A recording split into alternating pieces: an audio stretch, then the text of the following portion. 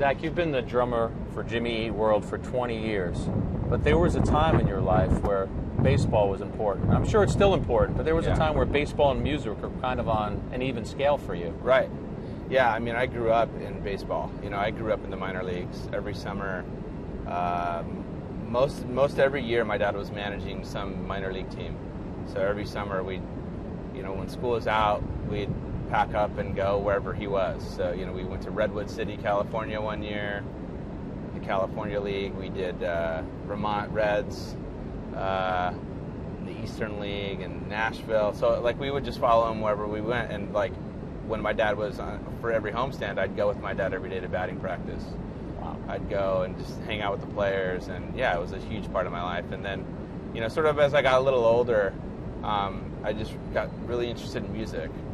And, my family wasn't really a super musical family, but for some reason I got really interested in it. And so it was kind of like right around kind of 10 years old, it started becoming an interest, and there was kind of like this parallel between sports and music for me since then.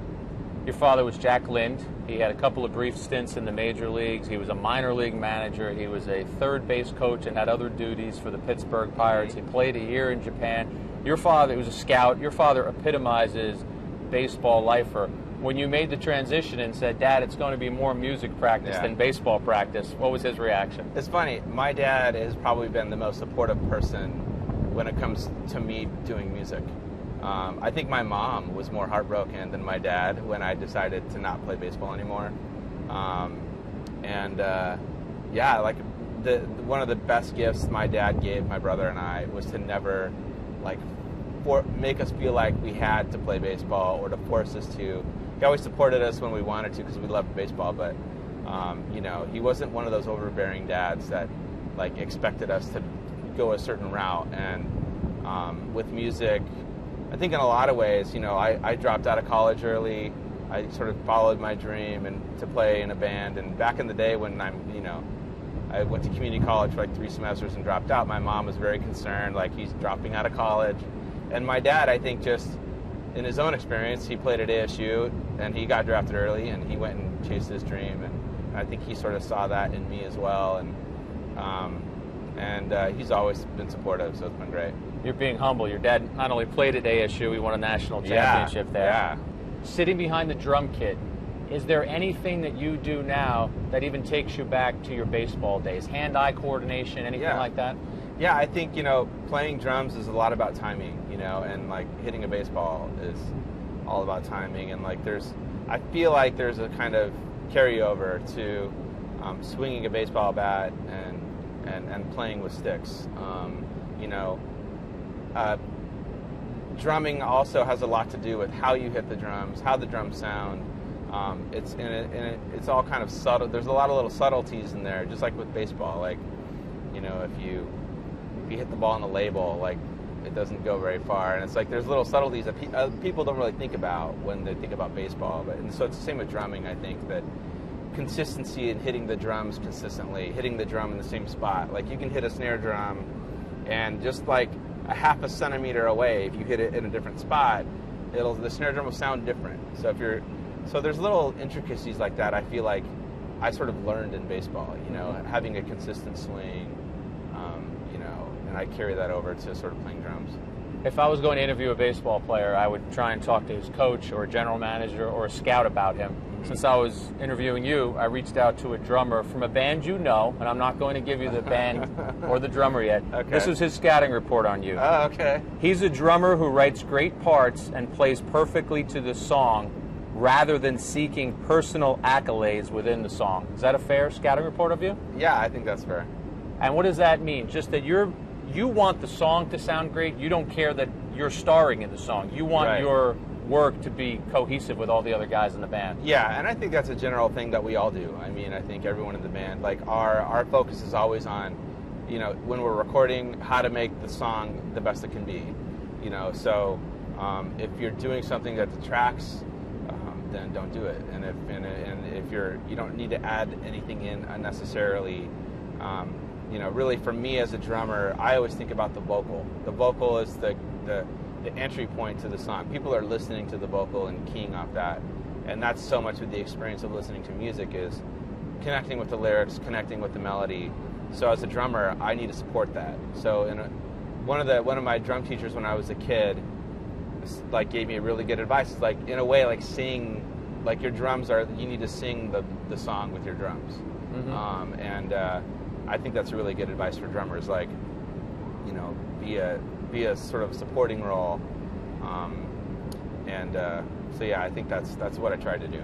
That scouting report, by the way, came from Benny Horowitz of Gaslight Oh, Anthem. okay, cool. Yeah, Benny's a cool guy. Yeah, he said he's met you at a couple of events, and you guys have shared some drumming stories. And they're a great band. I really like them a lot. Yeah, big New Jersey band. Well, beyond New Jersey, but right, yeah, they're huge in this area.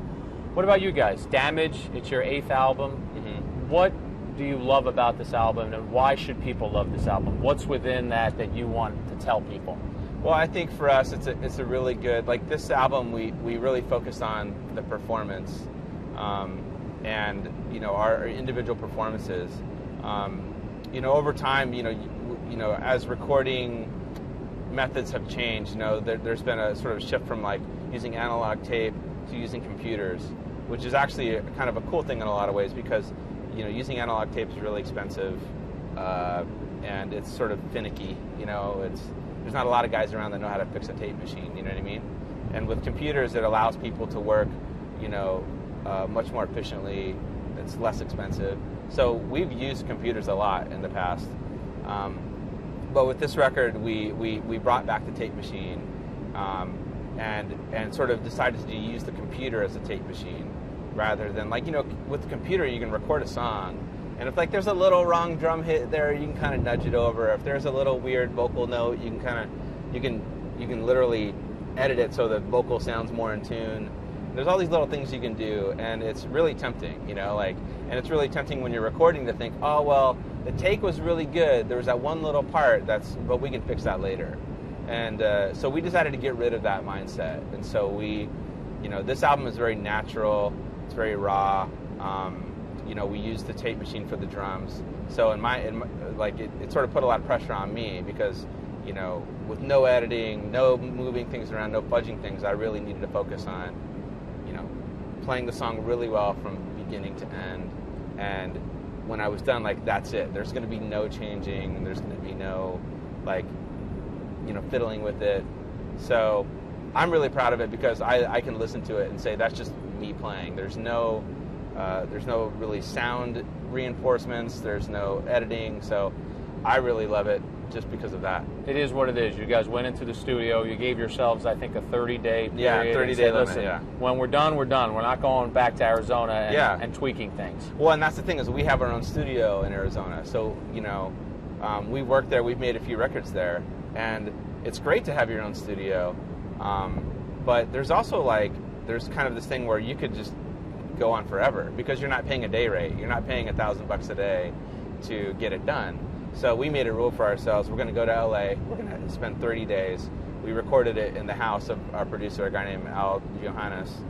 And we made a rule. We can't go back home, and we can't leave anything to say, oh, well, we'll finish that at home.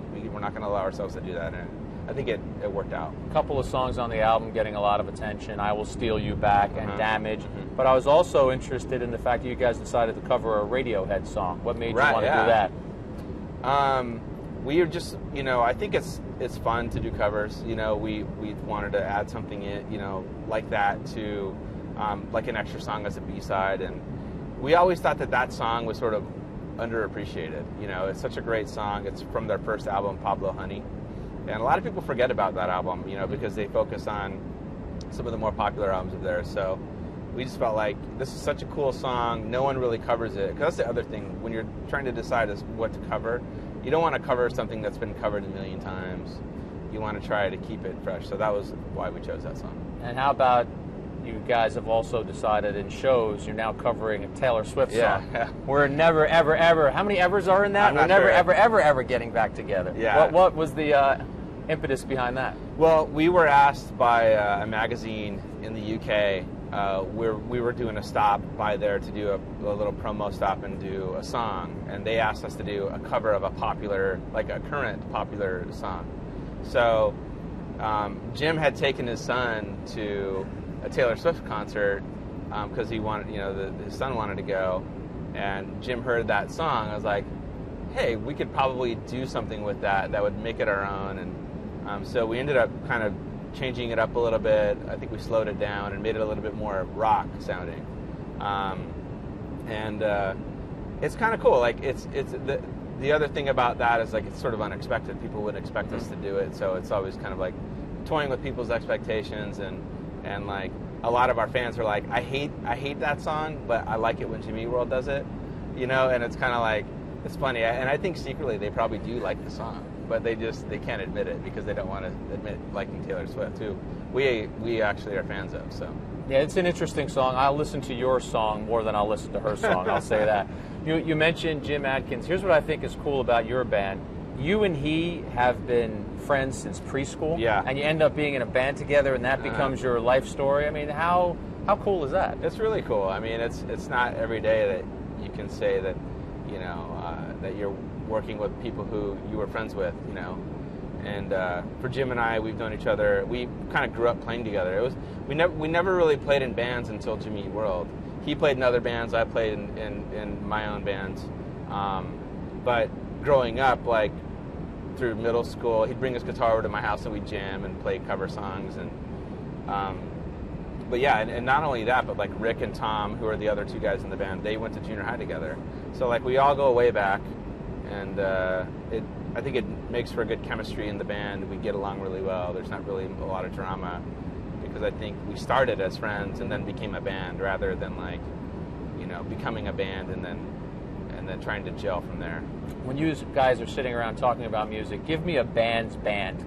A band that you guys will say, now those guys do it right. Those guys get it. Right, yeah. I think, I mean, there's a lot of bands that are really great. I mean, I think universally we're all huge Wilco fans. Mm-hmm. We like them a lot.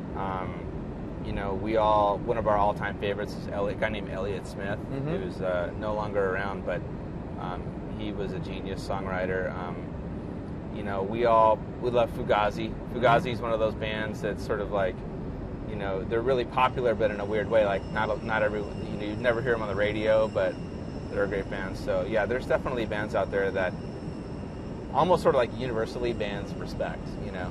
I was reading a review of you guys, and I would credit it if I can remember where I saw it, but somebody was written a feature article on you guys, and they called Jimmy Eat World your favorite band's favorite band. Do you have other bands come up to you and say, hey, we love what you guys do, we love your sound? We get that sometimes, yeah. I mean, you know, and that means a lot. I mean, I think when you have bands that respect what you do, I think that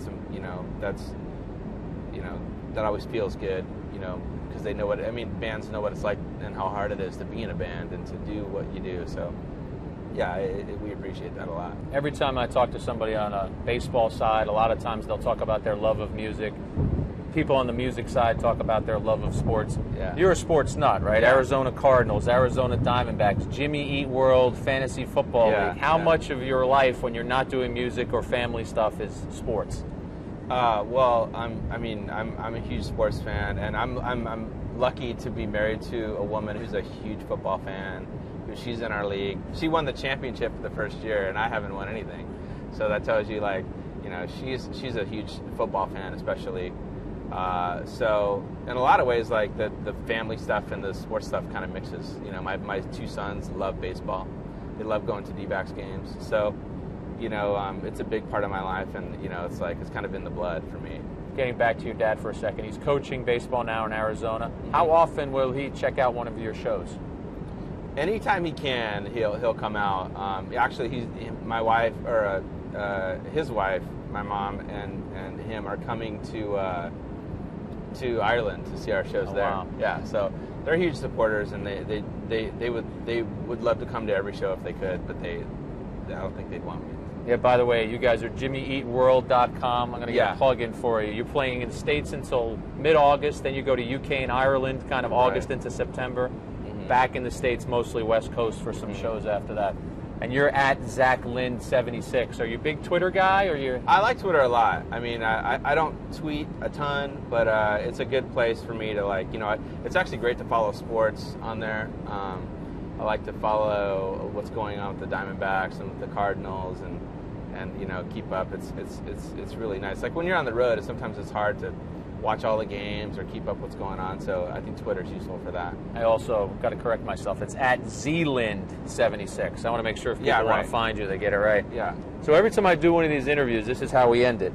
We both get a pack of baseball cards. Oh, nice. And we're going to debate. Whoever has the best card gets to keep both packs. Okay. Now, we'll say, what's the best card? And I'll say, we'll have a little debate about it, but remember, it's my show. So if I think it's my card, whatever you say, whatever you say. When's the last time you opened a pack of baseball cards? It's been a long time. You got a couple of boys, so they probably don't go for cards, right? Not yet. They might in a little bit. They're 3 and 5 right now. So, and I'm also probably not very knowledgeable about some of these guys, but I'll look. I'll take a look here. I'm not loving my choices so Oh, far. I think I might have won. I'm going to throw it out there. I think I might have won. You might have won already? All I have so far is already. Brian Hendricks. Well, I'm sorry, Brian Roberts from the Orioles. Well, here's the unfair thing. I have not one, but 2 cards of the Triple Crown winner. You have 2? Yeah. So there's of Miguel Cabrera. There's Miguel Cabrera, which is a normal card. I'll put it up so you can see it. Not only did you win, you beat me twice. This was a doubleheader sweep. My best is Josh Hamilton. I did come through with... That's pretty good. But he's having a really down year. Yeah. Meanwhile, Cabrera is following up that Triple Crown year with another monstrous year. And here's like a chasing history card that's like, pretty cool.